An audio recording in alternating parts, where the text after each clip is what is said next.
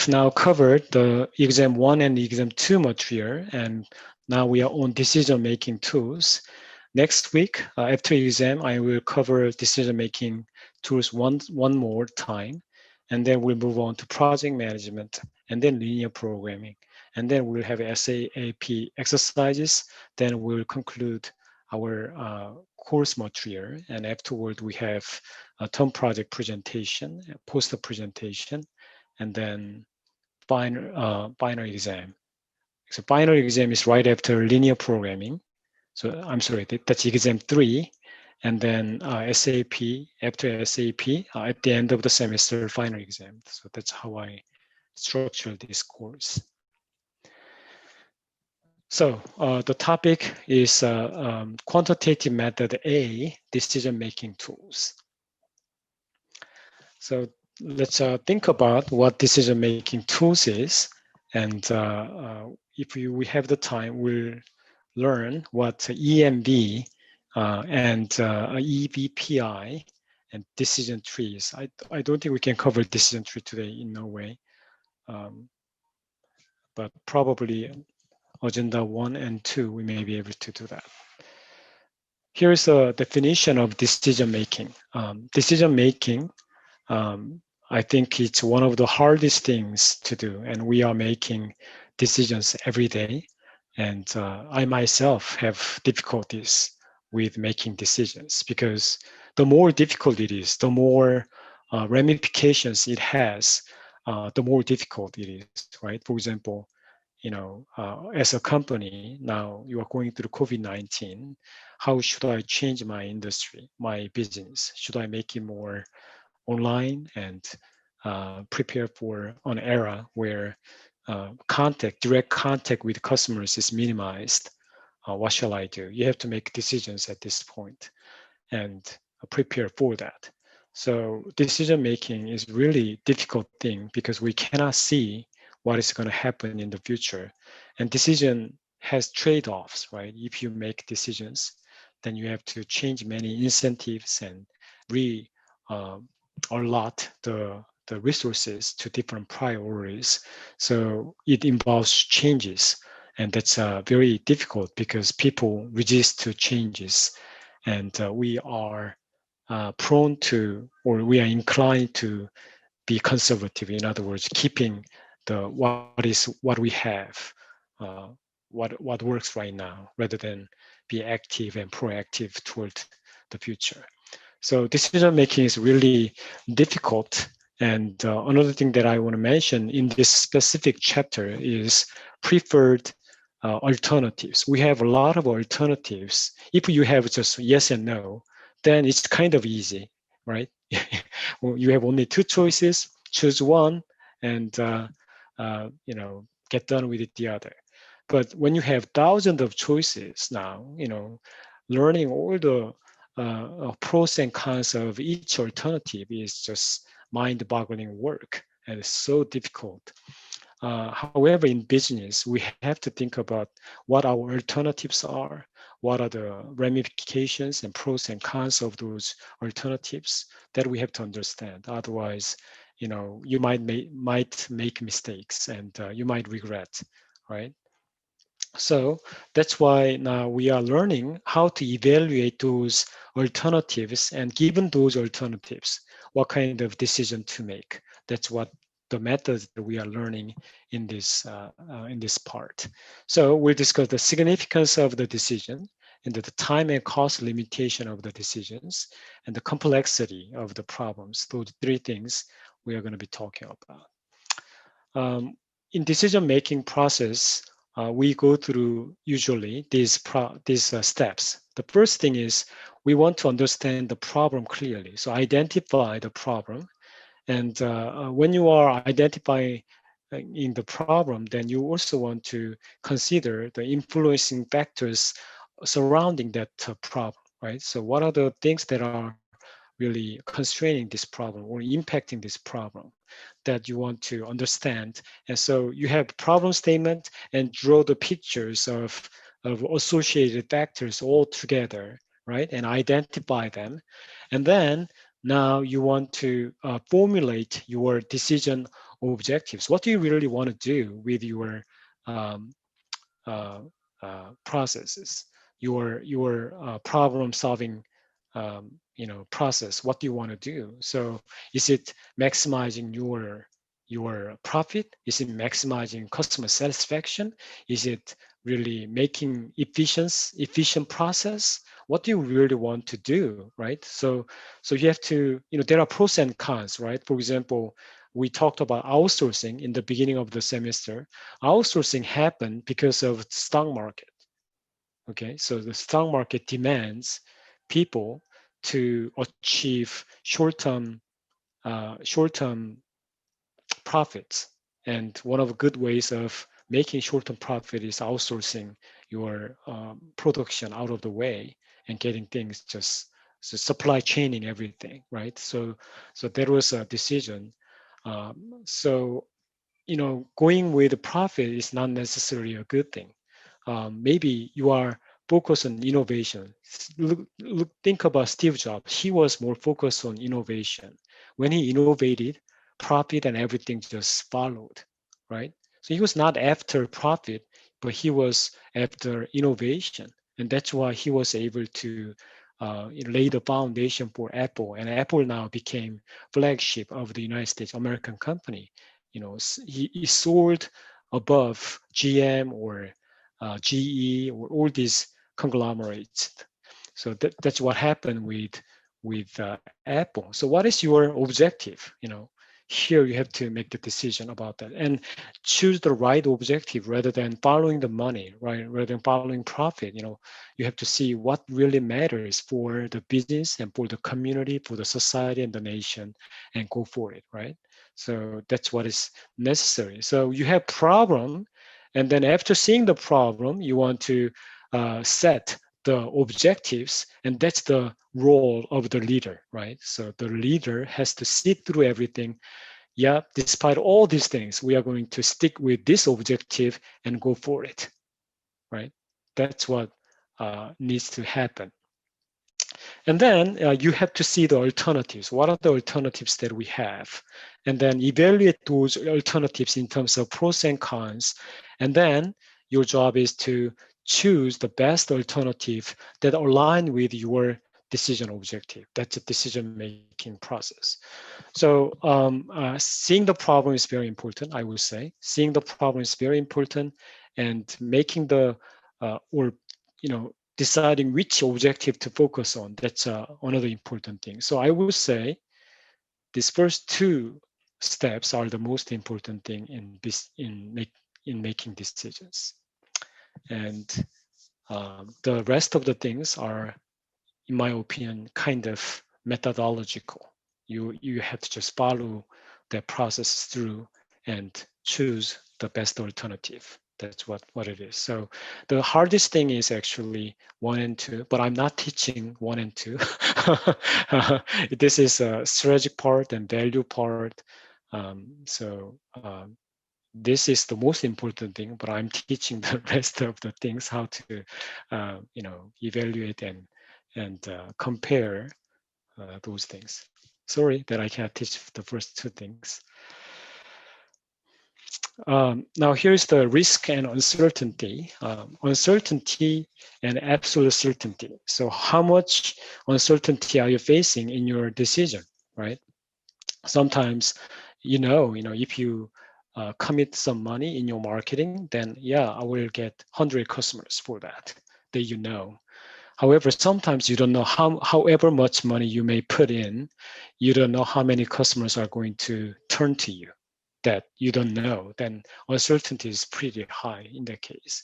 So depending on the levels of uncertainty and risks, you have to make decisions. So which alternative is more prone to risk and uncertainty compared to some set of alternatives that are not as prone to risk and uncertainties? Those are things you have to look at.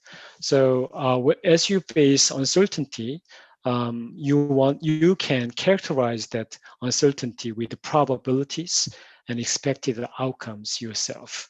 However, if you have an absolute certainty, you know that, then you can also assign some probabilities for that, say with 90%, 95 or 99% of confidence interval, I can say this and that, right? That you can use that probability, and then you can put equation for that. There are three approaches in decision making: optimistic view and pessimist view and probability. Probabilist. Um, yeah, so statistical view, right? So those are three views you have. Maximax is optimistic decision criteria. So you are a very optimistic person, thinking that everything will go well, and we will succeed, and then we have this much profit. That's an optimistic view, and in other words, it's called maximax. Right? You are maximizing of everything. That's maximax method. And the second method is you are very, very conservative person and kind of pessimistic decision making, that you want to see what is the bottom line, right? You want to understand what is the bottom line that I can go worst. If worst comes, then what is that case, right?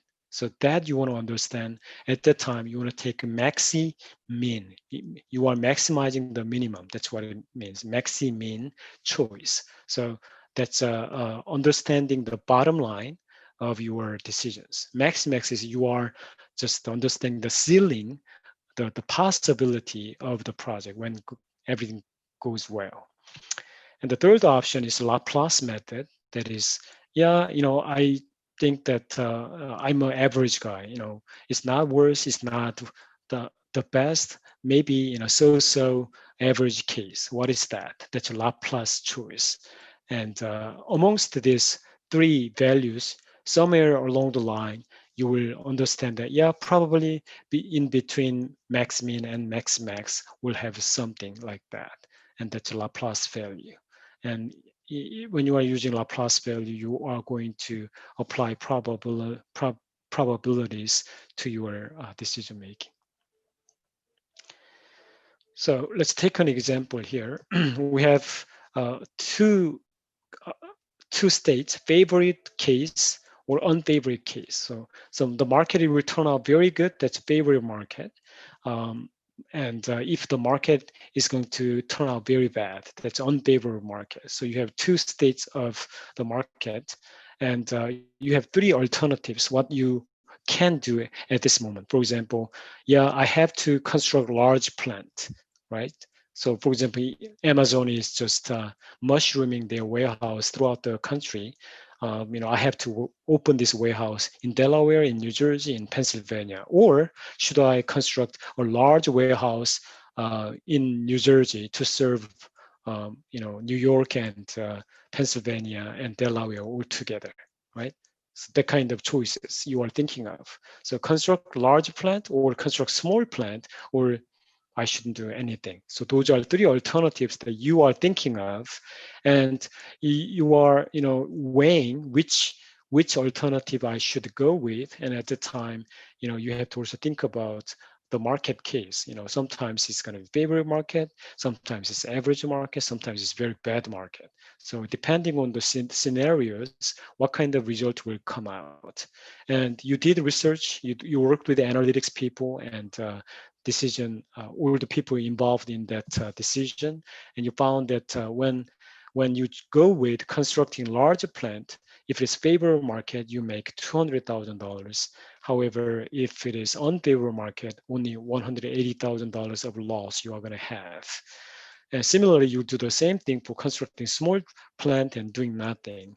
And then you want to think of this max value and max min value and Laplace value. What are they that you want to consider?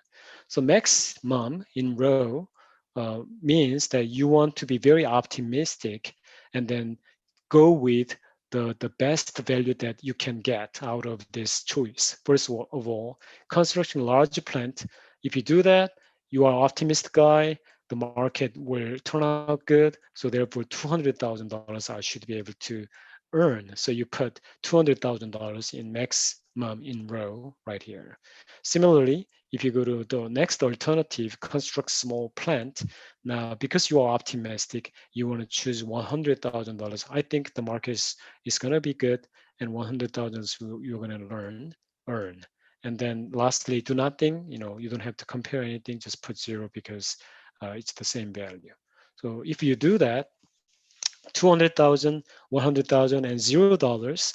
And amongst this, now maximum in row, you want to, if you are going with max method or optimistic method, then you are going to choose $200,000 because that's the highest profit or highest money that you can get. So your ceiling, your highest ceiling now of this project is $200,000, right? That's how you understand that.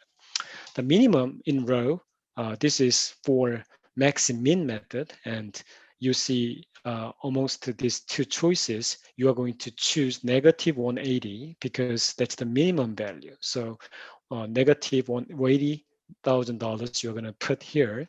Similarly, constructing a small plant, negative $20,000 here.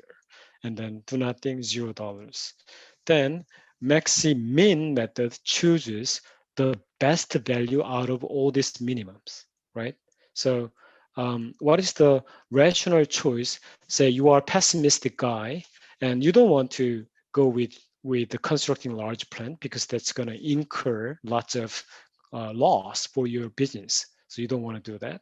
So you want to go with the least loss or the best choice out of the worst situations, and you choose maximum. You are maximizing the minimum. So what is the largest value amongst the minimum values? And you find that $0 is the best one. Therefore, if you're a pessimistic guy, okay, I'm not going to do anything because there are too much risk in both constructing large plants and small plants. So I'm not going to do that. So that's your best choice as a pessimistic person. Now, average is, this kind of Laplace method. And you are going to just, oh yeah, we don't know what's going to happen. It's not going to be favorable market. It's not going to be unfavorable market. What's the average of that, right? So just calculate average of this. So you have $20,000 divided by 2. So you're going to have $10,000. Similarly here, $80,000 divided by 2. So $40,000. And then $0. You have that value over here, and then you are maximizing them. So if you are average guy, you think the market is going to be similar, then you choose $40,000 of constructing small plant. I think that's the best choice because I'm an average guy, right? So that's how you are choosing. So depending on your perception to risk, if you're optimistic, you are going to go with maximum. If you are pessimistic, you wouldn't do anything. If you're an average guy, then you want to choose constructing a small plant. So that's how you make choices. So it depends. It depends. So it's kind of difficult for you to come up with these numbers, actually. It's not easy for you to come up with these numbers. It's not easy. It involves a lot of research and talking to people and everything. And say that these numbers you came up with, then depending on your perception to risk, you are going to choose one of the things right here. So max method. So given that you are using Maximus method, which alternative you want to go with, and how much profit do you expect? If I ask that question, then you want to choose constructing large plant, and $200,000 is going to be the answer. Max min method, you're a pessimist guy, then what is it? Then doing nothing and $0. And equally likelihood or Laplace method, what is it? Then small plant with $40,000 of expected profit. So let's do this exercise. I'm going to give you 5 minutes for you to work on this. Actually, it shouldn't be 5 minutes, 3 minutes only.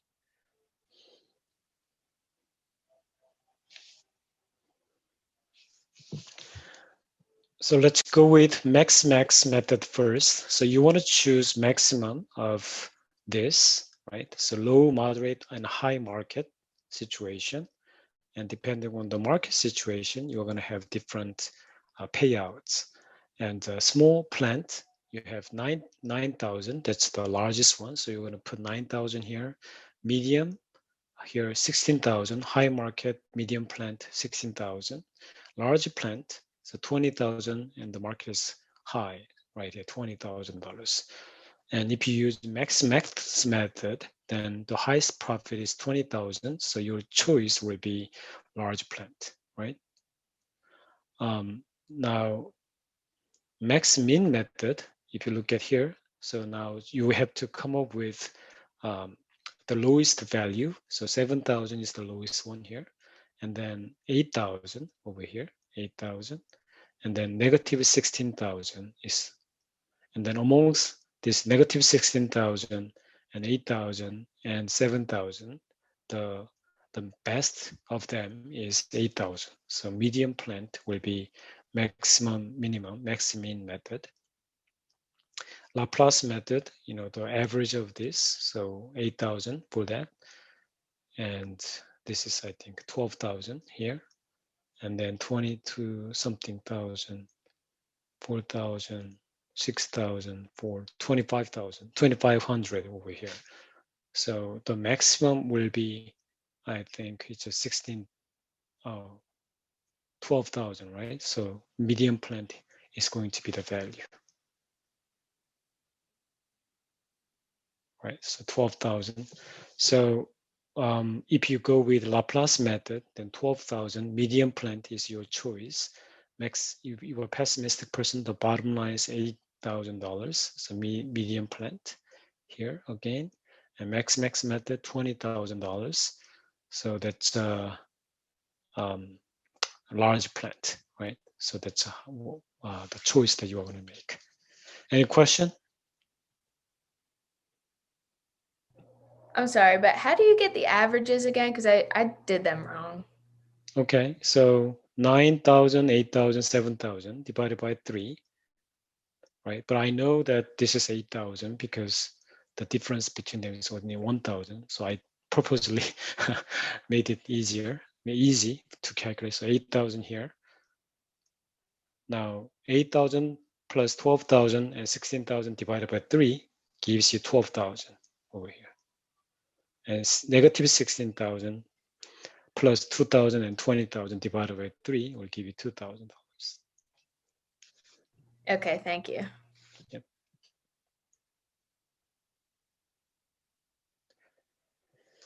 Okay. Now I have 5 minutes. So if I explain expected monetary value, EMV, that's called EMV, and expected monetary value. Simply, instead of just averaging them, you are going to apply the probabilities to each payout and then calculate. That's what it means by EMV, because it's not rationale for you to give the same weights to each status. So if you think that, oh yeah, you know, we are going through such a depression and the market is going to be bad tomorrow because of the current situation. In that case, you know, you might give 0.8 or 0.9 to bad situation, right? You have 90% of probability. So instead of giving the same weights to each status, you are going to assign different probabilities and then calculate that. In that way, you can be more rational and your outcome is going to be more accurate. So that's EMB, and states of nature have probabilities of occurrence because of that reason. So let's try to do that. So say I have favorable market, and you know that the market is going to be favorable at 60% of probability, and unfavorable market, now you have 40% of that. Or you could have, you know, good market, really bad market, right? And then you could give, you know, 0.6 and 0.3 and 0.1, something like that, and then calculate that. So depending on your research, you can assign different probabilities, and then using that probabilities, draw your payout, average or expected payouts. So now if you calculate alternative 1, constructing large plant, Now, instead of just finding one, you have to apply this probability to each payout. So favorable market, 60% multiplied by $200,000 of payout plus zero point 0.4 times negative 180, and that gives $48,000 instead of the other ones that we discussed. EMV A2, $52,000, and EMV A3, alternative 3, $0, following the same argument. So the best choice, given this situation, if you apply all these probabilities, it's going to be alternative 2. And if you're a rational person, then you will go with EMV alternative 2, and you will expect it about $52,000. Here's an important information. This part can be confusing. And EVPI, and EVPI, it means expected value of perfect information. That's EVPI. And EVPI, the formula for that is EVWPI minus maximum EMV. That's how you calculate EVPI. And what is the expected value with perfect information? That is, given that you know all the information, what is going to be the maximum value for you? That's what it means by expected value with perfect information.